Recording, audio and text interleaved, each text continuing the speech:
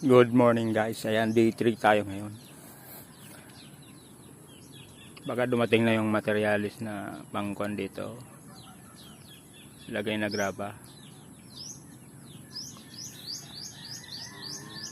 Kalain nyo ba naman oh? Inuumpisa na. Oo, nakakalain mong bumaba pa tong tatlo na ito dito. Oh, ayan oh. Nahulog yung tatlo. Nag-umpisa na, tatapusin na ata. Ayan guys, merienda muna tayo. Wala po nga dyan kaya dito may pagat pa. Ayan. Naka-anim tayong kanyo. Poste. 6 na parilya. Tapos ito. Okay na yung pangalawa. Yung pangatlong hukay, okay na rin.